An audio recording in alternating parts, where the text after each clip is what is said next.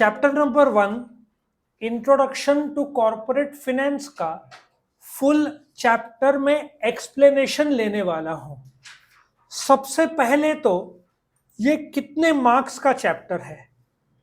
अभी बोर्ड ने exclusively first chapter के मार्क्स नहीं बताए हैं, पर इतना बताया है कि फर्स्ट और सेकेंड चैप्टर कितने मार्क्स का है, 25 मार्क्स का है। नाउ इस चैप्टर में अलग अलग क्वेश्चंस है, जैसे कि इंपॉर्टेंस ऑफ कॉर्पोरेट फाइनेंस। मैंने जैसे इंपॉर्टेंस ऑफ कॉर्पोरेट फाइनेंस के 10 पॉइंट्स है, तो एक लूडो गेम का एक स्टोरी बनाया है। आपका 1 मिनट के अंदर ये 10 के 10 पॉइंट लर्न हो जाएंगे। इसी प्रकार से इस चैप्टर में फैक्टर्स डिटरमाइनिंग फिक्स कैपिटल है, उसका मैंने एक झूला वाइन्स का स्टोरी बनाया है। आपका 1 मिनट के अंदर लर्न हो जाएगा। मैं जैसे एक्सप्लेन करते जाऊंगा ये क्वेश्चंस, वैसे हर जगह पे मैंने जैसे factors affecting working capital lockdown है, उसके बाद में आपका difference between fixed and working capital tiger gym है। तो इस प्रकार से मैंने स्टोरीज बनाए हुए हैं। एट द सेम टाइम आपको एग्जाम में कैसे प्रेजेंट करना है ये सब भी मैं बताऊंगा। नाउ शुरू करते हैं। ये जो चैप्टर है introduction to corporate finance, now 25 mark का बोला है, आप 10 से 12 मार्क का एज्यूम कर सकते हो ये चैप्टर आएगा। नाउ सबसे पहले इन्होंने कॉर्पोरेट फाइनेंस का मीनिंग डेफिनेशन इतना दिया है। ये करने के बजाय आप ये ड्राइंग जो मैंने बनाया है ये आप देख लोगे तो आपका काम हो जाएगा। नाउ फाइनेंस, फाइनेंस और मनी अक्सर लोग एक मानते हैं। सिंपल सी भाषा में मनी क्या है? It is a medium of exchange. Finance क्या है? ये जो मनी जो आ रहा है, जो आपका सोर्स है, और जो जा रहा है, ये जो पैसा, फॉर एग्जांपल आपको कार खरीदनी है, वो तो आपका फिक्स कैपिटल एप्लीकेशन हुआ। तो सोर्स 10 लाख कहां से आएगा और 10 लाख कहां पे जाएगा, इसको एप्लीकेशन बोलेंगे। ठीक है, अभी आपको एक कार खरीदनी है, कितना कॉस्ट है? 10 लाख। आपके पास खुद का कितना है? 4 लाख। तो आप 6 लाख कर्जा लोगे, बोरोड कैपिटल। सो आपका 10 लाख हुआ कैपिटल। आएगा कहां से? दो जगह से, खुद का 4 लाख और 6 लाख क्या है? बोरोड। अब वो 10 लाख जो आपके पास आ चुका है, जिसमें ओन 4 है, बोरोड 6 है, वो आप उपयोग कहां पे करोगे? आप, मैंने कार का एग्जांपल लिया, कंपनी में मशीन आप लोगे 9 लाख की, और उसको चलाने के लिए electricity, raw material, labour, working capital. Fix capital मतलब investment in fixed assets, working capital मतलब फिक्स्ड एसेट्स को मेंटेन करने के लिए जो डे टू डे खर्चा है उसको क्या बोलते हैं? Working capital. अगेन कॉर्पोरेट मतलब कंपनी, फाइनेंस मतलब कहां से आएगा? सोर्स। ठीक है, सोर्स कहां से आएगा? दो जगह, एक है ओन्ड, ओन्ड को क्या बोलेंगे? Share capital. जो शेयर कैपिटल, एक कंपनी कितने प्रकार के शेयर्स इश्यू कर सकती है? दो, पहला इक्विटी, दूसरा प्रेफरेंस। अब ये जो पैसा आया है ये ओन्ड का है। आप कर्जा भी लोगे, कर्जा के कौन कौन से प्रकार है? Debentures, public deposits, bonds, term loans, external commercial borings, जो भी कर्जे इधर आएगा। अभी एज्यूम करते हैं आपके पास ये 10 लाख आ चुका है। अब ये 10 लाख कहां पे लगाओगे? फिक्स्ड एसेट्स में, उसमें से 9 लाख। तो इन्वेस्टमेंट इन फिक्स्ड एसेट्स को क्या बोलते हैं? Fix capital. और 1 लाख आपका क्या होगा? उसको चलाने के लिए जो आप गाड़ी या मोबाइल लिया तो रिचार्ज तो करना पड़ेगा ना। समझ में आया? अब ये कोई भी कॉर्पोरेट फाइनेंस का क्वेश्चन आता है, यदि ये आपने चार्ट ड्रॉ किया तो वो इंप्रेस हो जाएगा। और उसके साथ में अब आप देखो बाल भारती में ये जो दिया हुआ है ये काफी डेप्थ और बड़ा दिया है। इसको सिंपल सा मैंने इस भाग में बांटा है, तो आपका काम आसान हो जाएगा। नाउ कॉर्पोरेट फाइनेंस का फाइनेंस कौन से वर्ड से डिराइव्ड है? French word finer, means to pay, settle और finish. Introduction to finance, finance मतलब क्या? इनफ्लो और outflow of money. Corporate finance मतलब क्या? इनफ्लो को रेजिंग भी बोलेंगे, आउटफ्लो को यूजिंग भी बोलेंगे। डेफिनेशन भी, इनफ्लो, रेजिंग या एक्विजिशन बात यही है, और आउटफ्लो, यूजिंग और यूज बात वही है। आया समझ में? So what is corporate finance? कहां से पैसा आया और कहां पे गया, उसको क्या बोलते हैं? Corporate finance. और एक कदम में आगे जाता हूं, इस कॉर्पोरेट फाइनेंस को जब आप मैनेज करते हो, सोर्स और एप्लीकेशन को, टेक्निकल भाषा में उसको फाइनेंशियल मैनेजमेंट बोलते हैं। बट आपके इसमें क्या यूज किया गया है? Corporate finance. तो सोर्स एंड एप्लीकेशन, ये आप जरूर से लिखोगे। नाउ जब आपको इंपॉर्टेंस आएगा, ये जो पहला क्वेश्चन है importance of corporate finance, importance of corporate finance के लिए मैंने एक स्टोरी भी बनाया है जो मैं एक्सप्लेन करने के बाद बताऊंगा। लूडो गेम का स्टोरी है, पहले शॉर्ट में मैं एक्सप्लेन करूंगा। बेटा ये जैसे क्वेश्चन आएगा ये 4 मार्क का आएगा बट 8 मार्क के लिए भी आ सकता है, ठीक है। सो आप क्या करोगे, कॉर्पोरेट फाइनेंस का अभी जो मैंने आपको एक्सप्लेन किया ना थोड़ी देर पहले, क्या एक्सप्लेन किया, ये आपको चार्ट बोलते हैं और ये आपका राइटअप है। आप इसका स्क्रीनशॉट ले सकते हो या आप राइटअप यूज करोगे। आया समझ में आपको नाउ, और आपका पॉइंट शुरू होगा यहां से जो मैं एक एक करके एक्सप्लेन कर रहा हूं। Corporate finance helps in decision making, मैं एक एक एग्जांपल लेते जाऊंगा, आप चाहो तो वो भी यूज कर सकते हो। एक बिजनेस को, रिलायंस को मेट्रो मॉल खरीदना था, कितने में खरीदा, 4,500 करोड़। वो डिसीजन मेकिंग में कॉर्पोरेट फाइनेंस कैसे काम में आया, उनके पास पैसा था। आज वोडाफोन लॉस में चल रहा है, उनके पास पैसा नहीं है। क्या वो 5G का स्पेक्ट्रम तो खरीद ही नहीं पाए ज्यादा, क्या वो सोच सकते हैं कुछ और बड़े बड़े मशीन लगाने का, द आंसर इज नो। सो उनका डिसीजन मेकिंग में नया कुछ खरीदने का होगा ही नहीं वोडाफोन के पास, क्योंकि उनके पास पैसा ही उतना नहीं है। वही रिलायंस के पास पैसा है तो वो लोग डिसीजन मेकिंग लेंगे, करेक्ट। दूसरा, helps in raising capital for a project. Now air India को किसने खरीदा, टाटाज ने खरीदा। जैसे ही खरीदा, अब इंडिया का एविएशन जो सेक्टर है वो 10-20% से ग्रो हो रहा है। उन्होंने 450 प्लेन्स जो कि 5 लाख करोड़ रुपए का कीमत के ऑर्डर कर दिए, आई थिंक एयरबस और एयर बोइंग को। सो रेजिंग, अब वो 4.5-5 लाख करोड़ कहाँ से आएंगे, वो खुद का कुछ डालेंगे ओन्ड, कुछ कर्जा लेंगे बैंक से, ठीक है। So helps in raising corporate finance, जब आप कैलकुलेट करते हो कहाँ से पैसा आएगा तो आपको खुद का और बोरोड दोनों देखना पड़ेगा। आपको पॉकेट मनी 1000 दिया हुआ है, आपको एक पार्टी में जाना है, 1500 रुपए का पार्टी है, आप फ्रेंड को बोलोगे यार एक महीने के लिए उधारी दे, मैं 1000 खुद का और 500, आप 1500 में पार्टी में जाओगे, अगले महीने 1000 रुपए का पॉकेट मनी, 500 आप दे दोगे और अगले महीने खर्चों की कटौती करोगे। फाइनेंस तो आप भी करते हो इंडिविजुअल लेवल पे, फैमिली भी करता है, कंपनी भी करता है, गवर्नमेंट भी करता है। पाकिस्तान नहीं कर पाया, आज डूब रहा है। रिलायंस, एप्पल ने इतना जबरदस्त किया, आज वर्ल्ड के टॉप कंपनीज में से वो लोग माने जाते हैं, सब फाइनेंस के लेन देन है। अरे बड़े बड़े कंपनीज बंद हो गए, आपका गो एयरलाइंस पिछले ये महीने का खबर बैंकरप्ट हो गया, मैनेज ही नहीं कर पाया, इतना अच्छा airline. Next, health and research and development. On an average एक कंपनी 30-40% रिसर्च करता है, सोनी 6% करता है। अभी नेक्स्ट रिसर्च किस में होगा, इलेक्ट्रिक व्हीकल्स में, हाइड्रोजन व्हीकल्स का भी टोयोटा का बात हो रहा है। सो रिसर्च एंड डेवलपमेंट के लिए पैसा कहां से आएगा, कॉर्पोरेट फाइनेंस ही तो देगा, वरना रिसर्च नहीं किया तो हिंदुस्तान एम्बेसडर आएगा, बंद हो गया कंपनी। उन्होंने कुछ नया लाया ही नहीं, 1950 के आसपास लॉन्च हुआ था वो गाड़ी, 50 साल में सेम डिजाइन, देखा है ना एम्बेसडर, इंटीरियर उन्होंने बदला, इंजन लगभग सेम था, बाकी कुछ भी चेंज नहीं किया। अरे डिजाइन, वो गाड़ी तो टैक्सी वाले यूज करते थे कलकत्ता, बिरला बेस्ड कंपनी है। आजकल तुमको नया चाहिए, कार्स में तुमको हर बार नया डिजाइन चाहिए। होंडा सिटी देखो, 10-15 साल में उन्होंने कितने किए, 12-15 डिजाइन चेंज किए उन लोगों ने। रिसर्च तो करने पड़ेगा। Help in smooth running of business, इतने प्रॉफिटेबल बिजनेस बंद हो गए। ऐसे कुछ फैक्ट्रीज थे जो प्रॉफिटेबल थे। प्रॉफिट कैसे, भाई तुझे 1 महीने का उधारी चाहिए ना, तू 2 महीने का ले, लेकिन 2 महीने का बनाने का मेरा खर्चा तो लगता है ना। उन्होंने पैसा नहीं दिया, मेरे को सैलरी के लिए पैसा नहीं, कंपनी बंद हो गया। So profitable companies due to bad corporate finance planning बंद हो गए। सो आपको स्मूथ रनिंग रखना है तो आपको फाइनेंस का ठीक से प्लान करना ही पड़ेगा। प्रॉफिटेबल कंपनीज भी बंद होने का खतरा रहता है। अच्छा, प्रॉफिट कैसे, आपने 2-4-6 महीने का उधारी दिया तो फटाफट कस्टमर आ जाएंगे, और वो लोग लेट हुआ पेमेंट तो वो लोग भी डुबा सकते हैं, तो आपको पेमेंट मिलेगा नहीं, आपको लगा आपने बेचा है बट पैसा आया नहीं, बैड डेट्स हो गया, लॉस हो गया। बहुत कंपनीज कॉर्पोरेट फाइनेंस के बैड मैनेजमेंट की वजह से बंद हुए। Brings coordination among various activities.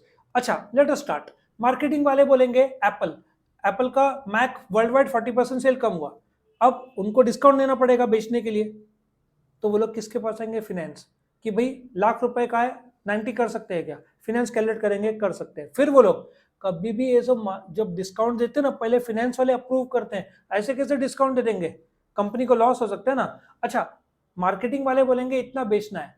अभी इसका ले लो, मारुति साल में कितने गाड़ियां बेचा था 22-23 में, 19,50,000, ठीक है, कार्स बेचा। प्रोडक्शन के लिए खर्चा आता है, किससे मांगेंगे, फाइनेंस है। प्रोडक्शन के लिए क्या लगता है, परचेस, रॉ मटेरियल खरीदना पड़ता है ना, इंजन टायर, वो किससे मांगेगा पैसा? Corporate finance. फिर रिसर्च एंड डेवलपमेंट, एचआर, सब तो कोऑर्डिनेट, सबको तो फाइनेंस लगता ही है ना, बीच में फाइनेंस है, बाकी सब इर्द गिर्द घूमते हैं, बराबर है। प्रमोट्स एक्सपेंशन और डाइवर्सिफिकेशन, इसमें मैं एक और शब्द जोड़ देता हूं, मॉडर्नाइजेशन। मॉडर्नाइजेशन क्या है? आपका मोबाइल में 8 GB रैम है, आपको और फास्ट चाहिए, बढ़ा सकते हैं रैम उसमें, आपको ज्यादा पता है, बढ़ा सकते हैं, आप और 8 GB दे दो, फास्ट होता है, फास्ट होता है। लैपटॉप में मैंने एक्सपीरियंस किया है, फास्ट होता है। आपने 4 का 8 किया, 8 का 16 किया ना, स्पीड बढ़ता है। इसको मॉडर्नाइजेशन बोलते हैं। आप अपना गाड़ी या मोबाइल जो भी मशीनरी को अपग्रेड कर रहे हैं। एक्सपांशन, एक्सपांशन में आपका एक पेट्रोल पंप है, आप एक और डालते हो, that is what? Expansion. Same business. What is diversification? Tata, Taj का मालिक कौन है? Tatas, Tata Steel, Tata Motors. आप अलग अलग बिजनेस में जब एंटर करते हो जो सेम नहीं है, उसको क्या बोलते हैं? डाइवर्स। तीनों में पैसा लगेगा, आया समझ में? Corporate finance, managing risk. Covid के टाइम में जब गुड्स बिक नहीं रहा था, किराना मेडिकल छोड़ दो, जब बिक नहीं रहा था तो आपको रिस्क मैनेज करना पड़ेगा, आपको प्रोडक्शन कम करना पड़ेगा। चिप्स का शॉर्टेज था, ताइवानीज कंपनी, तो कहाँ से इन लोगों ने मैनेज किया? Corporate finance. आप बड़े बड़े इंजिन, अभी कार नहीं बिक रहा है तो इंजन का खरीद ही रोक दो, पैसा बचेगा।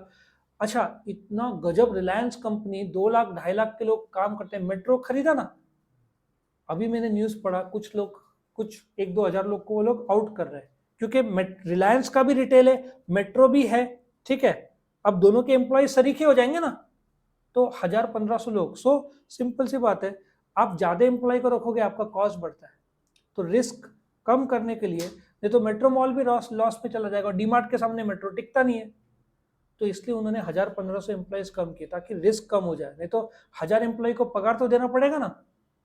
रिप्लेस ओल्ड एसेट्स, एक वक्त आएगा आपको मॉडर्नाइज करना ही पड़ेगा। एटीएम पहले थे, अभी क्या करना पड़ता है? कैश डिपॉजिट मशीन, नए मशीन आ गया ना, अभी एक जमाना आएगा, पासबुक प्रिंटिंग मशीन अलग है एसबीआई का, एटीएम अलग है, सब कंबाइंड आ जाएगा। और अभी तो देखते जाओ, अगले आर्टिफिशियल इंटेलिजेंस और रोबोटिक्स का जमाना आ गया, आपको बैंक में स्माइलिंग रिसेप्शन नहीं मिलेगी, थोड़ा रोबोटिक्स का देखना पड़ने वाला है आपको, सब रोबोटिक्स का जमाना, आर्टिफिशियल इंटेलिजेंस का जमाना आने वाला है। रिप्लेस ओल्ड एसेट्स, तो अभी कंपनी के पास बोलते ना, जो बस के कंपनीज है, हजारों गाड़ियां हैं, 5 साल 10 साल में सब निकाल के रिप्लेस करना पड़ेगा ना, ई व्हीकल्स। ई और हाइड्रोजन ही बचता है, पेट्रोल डीजल आउट, 2035 तक आपको डीजल के बसेस ही नहीं मिलने हैं, 10 साल में सब आउट हो जाएंगे, सब इलेक्ट्रिक और हाइड्रोजन में कन्वर्ट हो जाएंगे। डिविडेंड के लिए आपको पेमेंट करना पड़ेगा, टैक्सेस के लिए आपको पैसा देना पड़ेगा, आप बच नहीं सकते, कलेक्टर आके आपका संपत्ति बेच के लेके जाएगा पैसा, तुम गवर्नमेंट का टैक्स डुबा नहीं सकते। और यदि रेड पड़ा, 100 करोड़ मिला, पूरा 100 करोड़ गवर्नमेंट का, क्योंकि पेनल्टी है 118%। 100 करोड़ तो गया, ऊपर से 18 करोड़ आपको अपनी जेब से देना पड़ेगा। सो रेड में जो पैसा निकलता है ना, जिसके इसमें अकाउंट में नहीं लिखा हुआ है, अकाउंट में करोड़ रुपया और आपके इसमें 100 करोड़ रुपया, 99 करोड़ रुपए, 100% टैक्स प्लस 18% पेनल्टी के आसपास। मतलब रेड का पैसा सपोजली जो मिला ब्लैक का, पूरा गवर्नमेंट का हो जाता है। कितने पॉइंट्स थे ये? 10। तो मैंने इसके लिए स्टोरी बनाया था, मैंने बताया आपको, जिससे आपके 10 के 10 पॉइंट लर्न हो जाएंगे। अभी ये कोविड के टाइम में बनाया था, ऐसे सोचो 4 लोग मिलकर एक डिसीजन मेकिंग लेते हैं, वो लूडो किंग करके गेम था ना ऑनलाइन खेलने के लिए, तो डिसीजन लेते हैं कि लूडो खेलना है। पहला डायस फेंकता है, रेजिंग डायस रहता ना, रेस करता है, ठीक है। फिर नेक्स्ट प्लेयर रेस करता है, उसका 6 नहीं आता है, तो वो रिसर्च करता है उसका 6 क्यों नहीं आ रहा है। नेक्स्ट प्लेयर, थर्ड प्लेयर का स्मूथली 6 आता है। वापस एक बार, ये लोग क्या करते हैं? डिसीजन लेते हैं, लूडो गेम खेलना है, पहला डायस रेस करता है, उसका 6 आ जाता है। नेक्स्ट प्लेयर डायस रेस करता है, उसका 6 नहीं आता है, वो रिसर्च करता है क्यों नहीं 6 आ रहा है। नेक्स्ट प्लेयर 6 रेस करता है, स्मूथली 6 आ जाता है, और चौथा प्लेयर सबको कोऑर्डिनेट करता है। अब ये गेम ना, लूडो बहुत लंबा गेम है, it's not a small game, expand होते जाता है, तो उसमें एक प्रकार का सोचो रिस्क है, आपका पैक खत्म हो जाएगा, 1 GB 1.5 GB 2 GB का पैक खत्म हो रहा है, तो ये लोग रिस्क, बिकॉज गेम एक्सपांड हो रहा है तो इसमें रिस्क है, तो ये लोग डिसाइड करते हैं ऑफलाइन खेलेंगे, तो ये लोग रिप्लेस कर देते हैं online by offline ludo game, और फिर लोग डिसाइड करते हैं जो भी जीता उसको डिविडेंड देंगे, डिविडेंड और इंटरेस्ट। लेकिन गवर्नमेंट बोलता है आप डिविडेंड दोगे तो हम टैक्स भी लगा देंगे। Quickly point number 1, 4 player decision लेते हैं क्या लूडो गेम खेलना है। पहला प्लेयर रेस करता है, दूसरा प्लेयर का नहीं आता है 6, तो रिसर्च करता है, नेक्स्ट प्लेयर रेस कर स्मूथली आ जाता है, चौथा सबको कोऑर्डिनेट करता है, गेम एक्सपांड होते जाता है। ठीक है, गेम एक्सपांड होता है, फिर क्या है उसमें रिस्क होता है और आपका पैक खत्म हो रहा है तो रिप्लेस कर देते हैं ऑनलाइन बाय ऑफलाइन, फिर डिसाइड करते हैं जो भी जीतेगा उसको डिविडेंड और इंटरेस्ट देंगे, गवर्नमेंट बोलता है फिर हम टैक्स लगा देंगे। 10 पॉइंट आया समझ में। तो अभी हम आते हैं next part of the question में, विच इज कैपिटल रिक्वायरमेंट्स। अभी बेटा ये कैपिटल रिक्वायरमेंट, फिक्स कैपिटल और फैक्टर्स अफेक्टिंग फिक्स कैपिटल, ठीक है। तो फिक्स कैपिटल क्या है, सिंपल सा भाषा में, आप जब फिक्स्ड एसेट्स में इन्वेस्ट करते हो, आप मोबाइल खरीदते हो वो आपका फिक्स्ड एसेट हुआ, बट उसका रिचार्ज हुआ वर्किंग कैपिटल, ठीक है। आपने मशीनरी खरीदा वो आपका फिक्स्ड एसेट हुआ, land building machinery. Goodwill intangible fixed asset है, बिल्डिंग टेंजिबल फिक्स्ड एसेट है, आया समझ में। और उसको मेंटेन करने के लिए जो खर्चा आएगा उसको क्या बोलते हैं, वर्किंग कैपिटल। वर्किंग कैपिटल बेटा अगला क्वेश्चन है। तो फिक्स कैपिटल लेने से पहले आप क्या क्या सोचोगे, nature of business, common sense है। Manufacturing industry, public utility, manufacturing मतलब जो रॉ मटेरियल को कन्वर्ट करता है, एग्जांपल होंडा, मैन्युफैक्चरिंग है ना। और यूटिलिटी, यूटिलिटी मतलब इलेक्ट्रिसिटी, पानी, इन लोग को कैपिटल ज्यादा लगेगा कम लगेगा, बहुत ज्यादा लगेगा। लेकिन पान की टपरी, वो कौन सा ऐड आता है अजय देवगन का, विमल, ठीक है, उसमें पान टपरी तुमने खोला, कैपिटल ज्यादा लगेगा कम लगेगा, कम लगेगा। साइज ऑफ बिजनेस वही, लार्ज स्केल ऑपरेशन कैपिटल ज्यादा, स्मॉल स्केल ऑपरेशन कैपिटल। ये कॉमन सेंस में भी आपका लर्न होगा, आपके लिए इंपॉर्टेंट है स्टोरी जो मैं थोड़ी देर में आपको बताने वाला। लेकिन पहले समझ लो स्कोप, आपका स्कोप बड़ा हो रहा है बिजनेस का तो कैपिटल ज्यादा लगेगा, बड़ा बिजनेस एक्सपेंशन कैपिटल ज्यादा, एक्सटेंट ऑफ लीज और रेंट। अभी सेम एग्जांपल लेता हूं, टाटास का, कितने के उन्होंने प्लेन्स खरीदे, ऑर्डर दिए 5 लाख करोड़, वही उन्होंने भाड़े पे प्लेन्स लिया होता तो 50,000 करोड़ 80,000 करोड़ में उनका काम हो गया होता। सो आप भाड़े पे लीज या भाड़े पे जगह लेते हो तो आपको फिक्स कैपिटल कम लगता है। ये जितने भी आपको सिटी सेंटर मॉल्स में जो भी रहते हैं ना, शॉप्स या जो भी दुकानें अंदर, सब के सब रेंट पे रहते हैं। ये लोग खुद इतना खरीद पैसा नहीं डालते, सब लीज पे लेते हैं, ठीक है। करीबन 3 साल का लीज विथ 5% एप्रिसिएशन। आपका एप्पल स्टोर लिया है ना उसने लीज पे, कितना, आई थिंक 3 साल का कॉन्ट्रैक्ट है जहां तक मुझे पता है। और कितने का लीज है, 47-48 करोड़, ठीक है। अंदर का इंटीरियर उन्होंने किया, लेकिन जगह भाड़े का, खरीदने जाओ 10-15 करोड़ से कम जगह नहीं मिले शायद ज्यादा, तो उससे अच्छा भाड़े पे लो ना। सो सिंपल है, खरीदोगे तो तो फिक्स कैपिटल ज्यादा लगेगा, भाड़े पे लोगे तो कम लगेगा। अरेंजमेंट ऑफ सब कॉन्ट्रैक्ट, बिल्डिंग का एग्जांपल लो, बिल्डर क्या करता है, बिल्डिंग बांधता है, पेंटिंग सब कॉन्ट्रैक्ट, इलेक्ट्रिसिटी इलेक्ट्रिशियन को, प्लम्बिंग टाइलिंग विंडो सब कॉन्ट्रैक्ट करता है वो खुद, सिर्फ ढांचा बांधता है, बाकी एवरीथिंग इज सब कॉन्ट्रैक्ट। तो उसका कॉस्ट कम होता है। कैसे, अब प्लम्बिंग के लिए जो मशीन्स लगेंगे, पेंटिंग, इसके लिए बिल्डर को थोड़ी खर्चा करना, वो कौन करेगा, सब कॉन्ट्रैक्ट वाला करेगा ना। सो आप हर चीज में सब कॉन्ट्रैक्ट दे रहे हो तो आपका फिक्स कैपिटल कम हो जाता है, क्योंकि आप सिर्फ बिल्डिंग पे खर्चा कर रहे हो, अंदर इलेक्ट्रिशियन पे, मशीन आप नहीं कर रहे हो, इलेक्ट्रिशियन का वो खर्चा है। Next, acquisition of old assets. अच्छा, मैं जेरोक्स का एग्जांपल लिया था, बहुत सारे जेरोक्स के शॉप, जेरोक्स मतलब फोटोकॉपी बोलते हैं, जेरोक्स के जो मशीन्स है ओरिजिनल 8-10 लाख के आते हैं, बट ये लोग क्या करते हैं, बॉम्बे में अलग अलग कंट्रीज से ये लोग मशीन खरीदते हैं 3-4 लाख, क्या कंपनी में जो मशीन रहते हैं वो यूज कम होते हैं, 4-5 साल डेप्रिसिएशन के बाद उसकी वैल्यू जीरो हो जाती है, तो ये लोग सस्ते में बेच देते हैं। और जो भी जेरोक्स के शॉप से ये सेकेंड हैंड खरीदते हैं। अच्छा, 3-4 लाख का परवड़ता है ना उनको, नया खरीदने जाओ 8 lakh. Tourist and travel agency में भी कुछ लोग सेकेंड हैंड कार खरीदते हैं। सो ओल्ड एसेट्स एक्वायर करोगे सेकेंड हैंड तो आपको कॉस्ट, भारत में सेकंड हैंड साल में 1.5 करोड़ हैंडसेट्स बेचते हैं, इसलिए आप देखो नए हैंडसेट्स का सेल पिछले साल से थोड़ा कम हो गया है, रिफर्बिश्ड नाम से। और आजकल वो भी क्रेज हो गया, आईफोन नया खरीद नहीं पाओ, लोग रिफर्बिश खरीद लेते हैं, और it's an very big emerging market.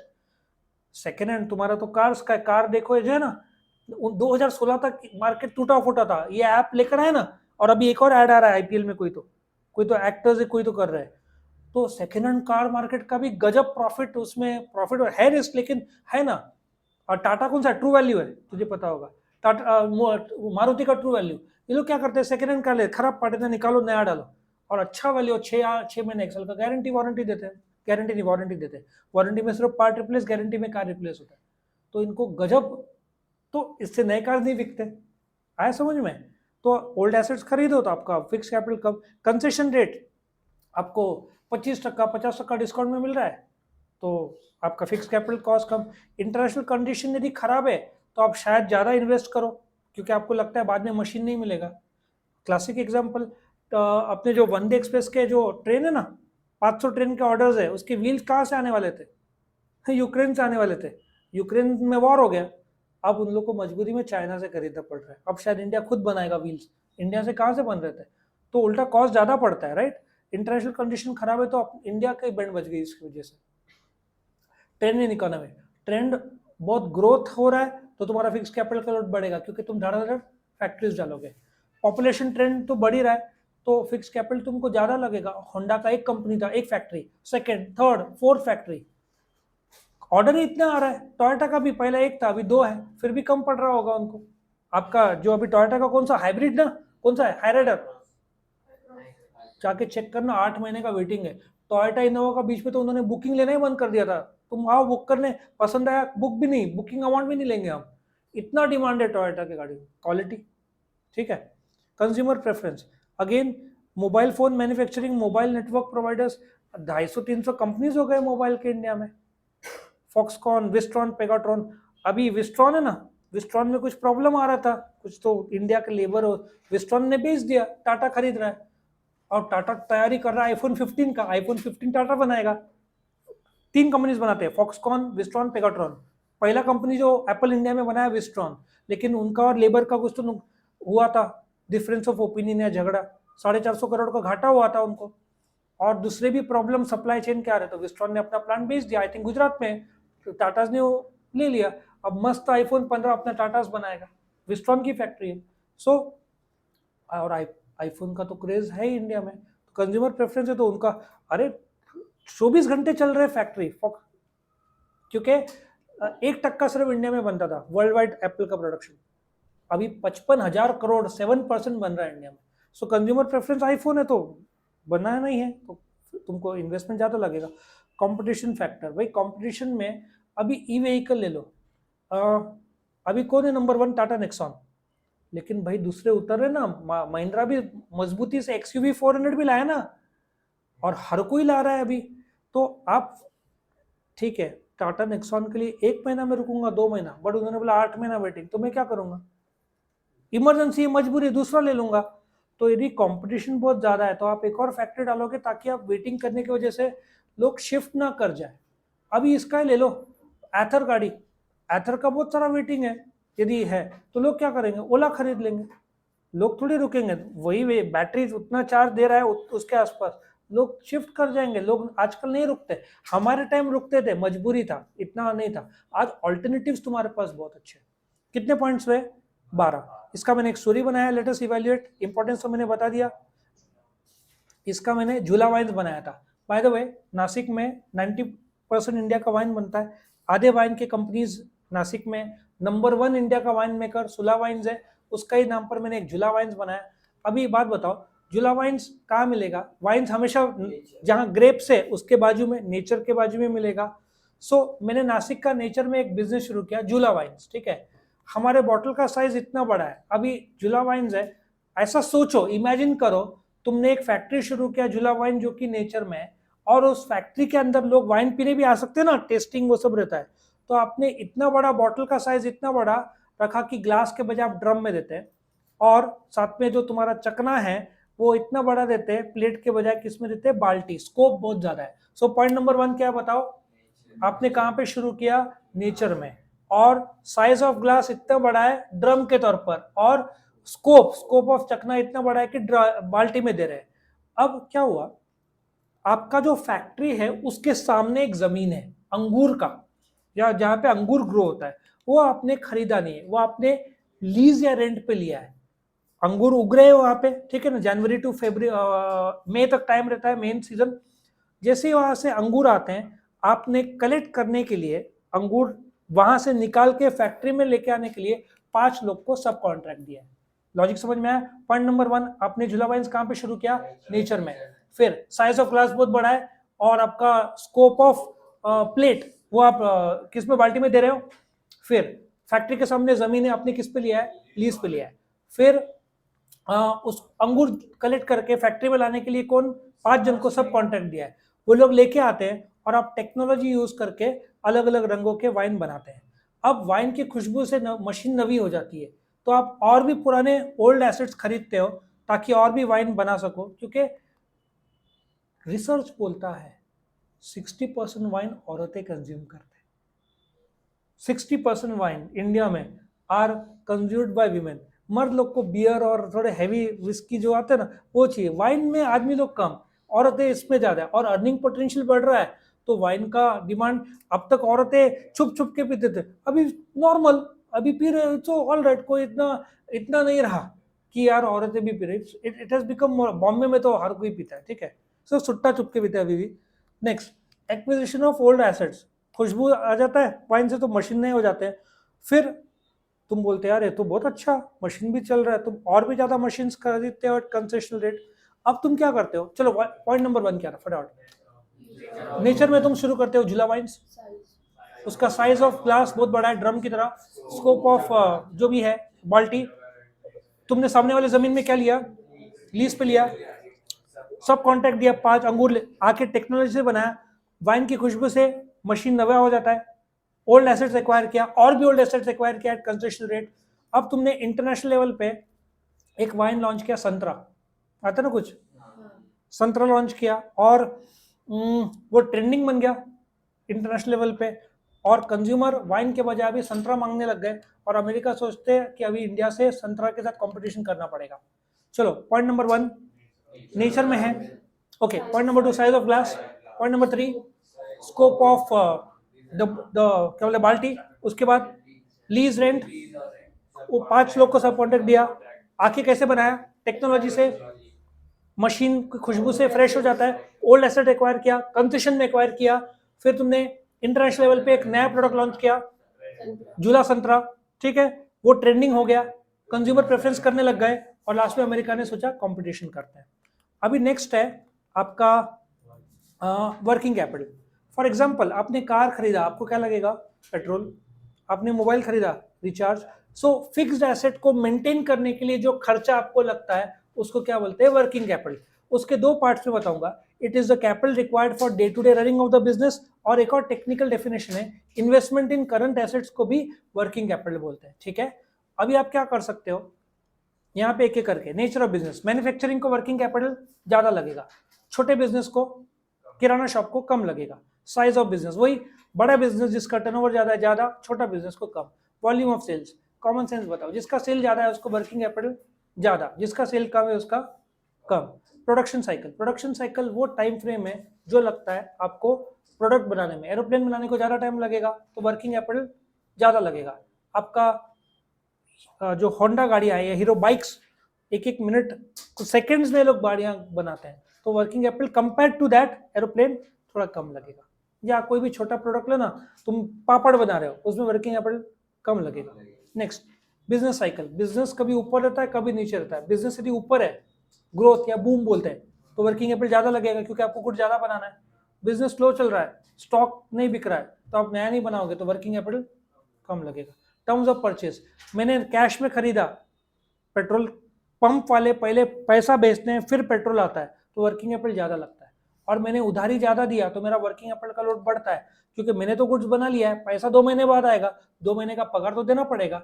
लेकिन होटल वाले क्यों, उनको लोड कम आता है, भाई खाना बनाया बेचा तुरंत कैश बिल पैसा आता है ना, तो उनका वर्किंग कैपिटल का लोड कम रहता है।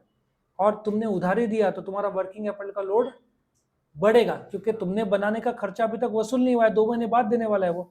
नेक्स्ट, क्रेडिट कंट्रोल, वही वाली बात है, तुमने उधारी ज्यादा दिया तो तुम्हारा वर्किंग कैपिटल का लोड बढ़ेगा, और तुमने कैश में बेचा तो तुम्हारा वर्किंग कैपिटल का लोड कम होगा। ग्रोथ, तुम धंधे को ग्रो और एक्सपेंशन कर रहे हो तो वर्किंग कैपिटल का लोड ज्यादा लगेगा। मैनेजमेंट एबिलिटी, स्किल्ड है तो वर्किंग कैपिटल कम लगेगा, स्किल नहीं है, दिमाग नहीं लगा रहा है तो ज्यादा लगेगा। एक्सटर्नल फैक्टर्स, बाहर वॉर हो रहा है तो तुमने ज्यादा स्टॉक कर लिया तो वर्किंग कैपिटल ज्यादा लगेगा। आया समझ में। अब इसका भी मैंने एक स्टोरी बनाया, मैं आपको बताता हूँ, मीनिंग एंड फैक्टर्स रिक्वायरिंग, ये रहा। तो इसका लॉकडाउन के टाइम में स्टोरी बनाया था तो आसान जाएगा तुमको। लॉकडाउन की वजह से कोविड कहाँ से आया? नेचर से आया। नेचर से आया तो बिजनेस क्या हो गए? बंद हो गए या वीक हो गए, ठीक है ना। कोविड नेचर से आया, पॉइंट नंबर 1 ऐसे याद रखो। लॉकडाउन किसकी वजह से हुआ? कोविड की वजह से आया। सो कोविड नेचर की वजह से आया तो लॉकडाउन करना पड़ा। दूसरा, लॉकडाउन की वजह से साइज ऑफ बिजनेस छोटे हो गए, ना परचेज हो रहा था ना सेल्स। 3 पॉइंट तुमको ऐसे याद रहेगा। कोविड की वजह से कोविड नेचर से आया, पॉइंट नंबर 1। लॉकडाउन हुआ, साइज ऑफ बिजनेस छोटे हो रहे, ना परचेज हो रहा था ना सेल्स।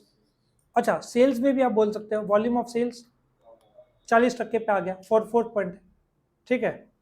वॉल्यूम सेल्स 40% में आ गया तो प्रोडक्शन काफी कम हो गया, खास करके साइकिल का प्रोडक्शन। ये पॉइंट बोल दूं वापस एक बार। पॉइंट नंबर 1, कोविड नेचर से आया जिसकी वजह से साइज ऑफ बिजनेस कम हुआ, उसकी वजह से ना परचेज हो रहा था ना सेल्स, प्रोडक्शन कम हो गया, वॉल्यूम और भी कम हो गया, वॉल्यूम ऑफ सेल्स या वॉल्यूम ऑफ सेल्स कम हो गया बोलो, जिसकी वजह से प्रोडक्शन कम हो गया, सिर्फ साइकिल का प्रोडक्शन हो रहा था। इस प्रकार से बिजनेस की साइकिल धीमी पड़ गई। करेक्ट हो रहा है? वापस एक बार, पॉइंट नंबर 1 नेचर। क्या बोलोगे? कोविड कहाँ से आया? नेचर से आया। फिर जैसे नेचर से आया बिजनेस का साइज छोटा हो गया, ना परचेज हो रहा था ना सेल्स, उसमें भी सेल शब्द लास्ट है तो वॉल्यूम ऑफ सेल्स 40% पे आ गया। पॉइंट नंबर 4, सेल्स करने के लिए क्या लगता है? प्रोडक्शन कम हो गया, सिर्फ साइकिल का प्रोडक्शन हो रहा था। साइकिल का प्रोडक्शन तो बिजनेस साइकिल याद रखो, बिजनेस की साइकिल धीमी पड़ गई। बिजनेस की साइकिल धीमी पड़ गई तो ईएमआई का प्रॉब्लम हो गया। जो क्रेडिट लिया था बिजनेस का कंट्रोल नहीं रहा, ईएमआई डूबते रहे तो जिसकी वजह से कर्जे का ग्रोथ और एक्सपेंशन बढ़ा, धंधे का नहीं। पॉइंट नंबर 1 क्या था? कोविड कहां से आया? नेचर से आया। पॉइंट नंबर 2, बिजनेस का साइज कम हो गया, ना परचेज हो रहा था ना सेल्स। सेल्स शब्द से कौन सा याद आएगा? Volume of sales. सेल्स के लिए क्या लगेगा? प्रोडक्शन साइकिल से क्या लगेगा?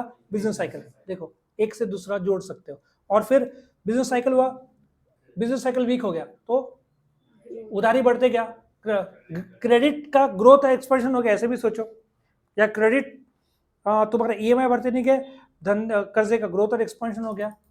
फिर क्या हुआ? मैनेजमेंट ये सब झेल नहीं पाया क्योंकि उनकी एबिलिटी से बाहर था और लास्ट पे एक्सटर्नल मंदिर में जाकर प्रार्थना किया, धंधे को बचा लो। ये फैक्ट है, कितने सारे धंधे बंद हुए रहेंगे उस टाइम में। और कैपिटल स्ट्रक्चर सिंपल सा है। एक आइडिया बताओ, आपको एक कार लेनी है, 4 लाख आपके खुद का, 6 लाख का कर्जा, कितना हुआ? 10 लाख हुआ। 10 लाख कार की वैल्यू। ओन्ड कैपिटल कितना है? 4 लाख। बोरोड कितना है? 6 लाख। अब मुझे रेशियो बताओगे कितना है? 4/6। परसेंट में बताओगे? 40% और 60%। ये जो ओन्ड और बोरोड का जो मिक्स है इसको कैपिटल स्ट्रक्चर बोलते हैं। अभी ओन्ड में क्या क्या आ सकता है? ये रहा ड्रॉ, इक्विटी, प्रेफरेंस और जो तुम्हारा रिजर्व है वो आ सकता है। बोरोड में क्या क्या आ सकता है? जो कर्जा लोगे, डिबेंचर, टर्म लोन्स, बॉन्ड्स, ठीक है, पब्लिक डिपॉजिट्स, ये सब। So mix of owned and borrowed is called as capital structure. इसका तुम ये बैलेंस शीट आपको करने की कोई जरूरत नहीं है, ठीक है ना। आपने कंसेप्ट समझ लिया, ऑब्जेक्टिव में भी काम में आएगा और एग्जाम में ये सेकंड चैप्टर में आपको फीचर्स ऑफ इक्विटी है, फीचर्स ऑफ प्रेफरेंस है, फीचर्स ऑफ डिबेंचर है, फीचर ऑफ बॉन्ड्स है। तो वो इसके ये जो है ना, यहां से मत करना, सेकंड चैप्टर में दिया है उससे कर लेना। तो ये इसका स्टोरी नहीं बनाया क्योंकि कंसेप्चुअल क्लैरिटी है आपका, कंसेप्चुअल। और इस चैप्टर का आखिरी क्वेश्चन अब मैं आपको बताता हूं। ये कितने पॉइंट दिए? 6। अब इस चैप्टर में कितना डिस्टिंग्विश है? 1। अब मैं आपको एक खास पॉइंट बताता हूं। ये कितने बार पूछा है? 1 2 3 4 5 6 7 8। अभी 4 मार्क का आएगा।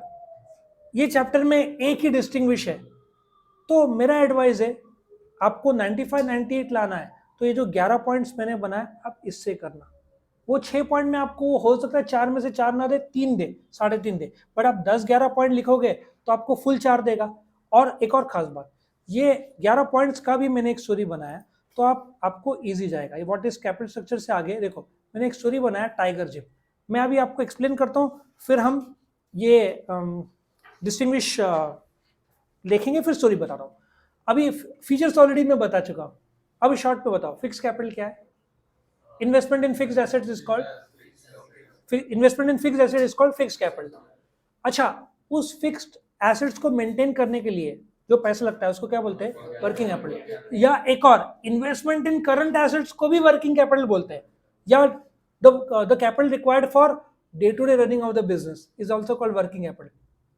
डेफिनेशन तो बहुत सारे हैं, बट ये दो आप यूज कर सकते हो। डेफिनेशन आपको रट्टा मारना है, और आपका रट्टा मारा हुआ नहीं है तो अंदर फेंकना नहीं।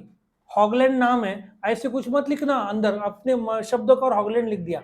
रट्टा मारा हुआ है तो लिखना, वरना ये पॉइंट स्किप कर देना। वैसे मैंने 11 पॉइंट दिए, आपका डेफिनेशन स्किप भी होता है तो भी आपके 10 पॉइंट होते हैं। लॉजिक समझ में आया? अच्छा, साइकोलॉजिकली 9 और 10 में बहुत फर्क है। आप 9 लिखोगे और 10 बड़ा दिखता है, 9 छोटा दिखता है। आपका एक पेज का आंसर और दूसरे पेज का 3 लाइन भी लिखा तो चेकर बोलेगा 2 पेज लिखा है। आप पहला पेज के एंड में खत्म करोगे, उसके बजाय दूसरा पेज में और 3 लाइन खींचने में क्या दिक्कत है? सब कुछ साइकोलॉजी तो है बेटा। आया समझ में? एक बड़ा रोटी लड़का नहीं खा रहा है, छोटे छोटे पतले पतले 4-5 खा लेगा, हो सकता है बड़े से ज्यादा हो, सब साइकोलॉजी है। तो मेरा एडवाइस है 10 पॉइंट जरूर लिखना। ओके, डेफिनेशन रट्टा मारना है आपको। नेचर, ये क्या है? परमानेंटली है, क्योंकि आपने जो मशीन खरीदा है फैक्ट्री के लिए वो तो परमानेंट रहेगा। और ये सर्कुलेटिंग, इसको सर्कुलेटिंग कैपिटल बोलते हैं, क्योंकि आपने रॉ मटेरियल खरीदा, लेबर का पेमेंट दिया, स्टॉक बताया, बदलते रहेगा ना, वो परमानेंट नहीं है, बार बार बदलेगा। सोर्स, आपका फिक्स कैपिटल कहां से आएगा? क्योंकि 10 लाख की कार में बड़ा रकम है फिक्स कैपिटल, फिक्स एसेट्स का इन्वेस्टमेंट, तो आप equity share, preference share, debenture, bonds ये सब यूज करोगे। जबकि वर्किंग कैपिटल 10 लाख की कार में पेट्रोल कितना लगेगा? कुछ ही 1000 रुपए, तो आप शॉर्ट टर्म लोन भी ले सकते हो, bank overdraft, cash credit, trade credit, है ना। तो इसके लिए cash cell, overdraft, cash credit, ठीक है, ये सब आप यूज कर सकते हो। कैपिटल रिक्वायरमेंट, फिक्स्ड कैपिटल और वर्किंग कैपिटल में किसका कैपिटल ज्यादा होगा, किसका कम होगा? कॉमन सेंस है। सिर्फ आपको ये पॉइंट याद रखना है जो मैं आपको स्टोरी थोड़ी देर में बताता हूँ। यूजेस, फिक्स कैपिटल यूज कहाँ पे होगा? या उसके पहले ये ज्यादा है कम है, बराबर है, ये फिक्स एसेट और ये करंट एसेट। लॉन्ग टर्म के लिए कौन सा है? शॉर्ट टर्म के लिए कौन सा है? Working capital. Investment is made to make future profit, machine की मदद से आउटपुट ला के भविष्य में कमाओगे। जबकि तुम जैसे किराना शॉप, मैगी खरीदेगा, मैगी बेचेगा, तुरंत प्रॉफिट होता है ना, जबकि मशीन खरीद के भविष्य में प्रोडक्ट, सो ये इमीडिएट रिटर्न है, ठीक है, और ये फ्यूचर प्रॉफिट्स है। पर्पस, इसका मशीन तुमने रीसेल के लिए नहीं लाया, लेकिन एक किराना शॉप वाला मैगी खरीदेगा, रीसेल करेगा, आप मशीनरी नहीं बेचोगे, क्योंकि मशीनरी की मदद से आप गुड्स बनाने वाले हो। मशीनरी रीसेल के लिए है, गुड्स जो आप खरीद रहे हो वो रीसेल के लिए। रिस्क, इन्वेस्टमेंट में यदि गलत फिक्स्ड एसेट इन्वेस्टमेंट कर दिया तो नुकसान ही है, क्योंकि आपका मशीन, नवी कार लो शोरूम से बाहर 10 लाख की, 8 लाख हो जाएगा उसका एक 5 मिनट के अंदर। सेकेंड हैंड बेचना, आपने आईफोन नया लिया 14 प्रो मैक्स, 2 दिन इस्तेमाल करो, सब 125 का लिया, अभी आप बेचने जाओ 1 भी कोई देगा नहीं। 2 दिन इस्तेमाल किया ना, लोग सेकेंड हैंड में, सेकेंड हैंड माना जाएगा वो, उसकी वैल्यू तुरंत गिर जाएगी। तो इसमें रिस्क ज्यादा है। जबकि आपने मैगी खरीदा 4-5, नहीं पसंद आया तो वो रिटर्न भी ले लेंगे, लेकिन नया फिक्स मशीन नहीं लेते रिटर्न। और एग्जांपल, इन्वेस्टमेंट इन बिल्डिंग, मशीनरी, लैंड, और इसमें रॉ मटेरियल लेटर्स। अब मैंने जो आपको प्रॉमिस किया था स्टोरी वो बताता हूँ। अच्छा, 1, 2 और 11 स्टैंडर्ड है, कौन सा? 1 मीनिंग, 2 डेफिनेशन और लास्ट एग्जाम्पल। अभी नासिक में एक पहाड़ है पांडव लेना, आप माउंट एवरेस्ट भी इमेजिन करो, माउंट एवरेस्ट, ठीक है, माउंट एवरेस्ट या पांडव लेना पहाड़ जो नेचर में आता है, ठीक है, जो नेचर में आता है। सलमान खान एक जिम डालते हैं उस पहाड़ के बीचों बीच, क्या कौन, और जिम का नाम क्या रहेगा? Tiger gym. पांडव लेना एक पहाड़ है, या माउंट एवरेस्ट नेपाल में एक पहाड़ है, उसके बीच में एक जिम डालते हैं, और सलमान खान के सोर्स का फंड्स क्या है?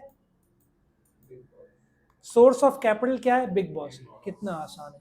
पॉइंट नंबर 1, नेचर में जिम है, जिम के लिए सोर्स ऑफ कैपिटल क्या है? Big boss. अब जिम तो डाल दिया, बट उसका यूज किस प्रकार से करेंगे? आप छठवां पॉइंट है, जिम के 6 यूजेस होंगे, जुम्बा और कार्डियो और जो भी आप लोग, योगा, फिटनेस, डाइट, अब कोई भी 6 पॉइंट सोच लेना, कुछ लोग जिम में भी जाते होंगे। Point number 1, of course meaning, definition और एग्जांपल लास्ट का है।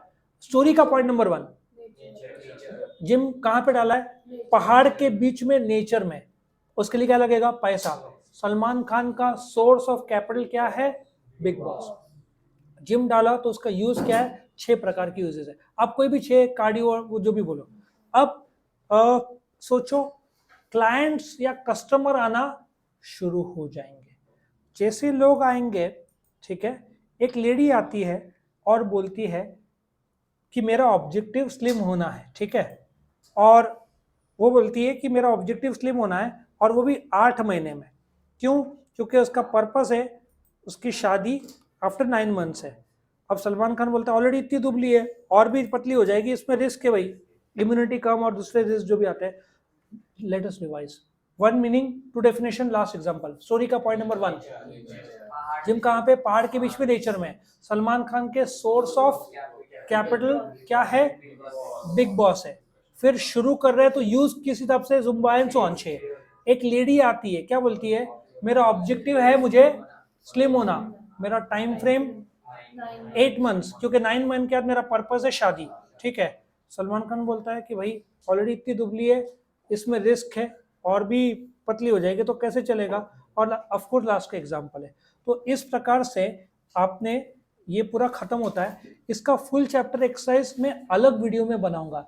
आपको वीडियो पसंद आया तो लाइक करना, फ्रेंड्स के साथ जरूर से शेयर कर लेना, चैनल को सब्सक्राइब करना, कुछ कमेंट्स होगा तो कमेंट सेक्शन में डाल देना। Thank you for watching.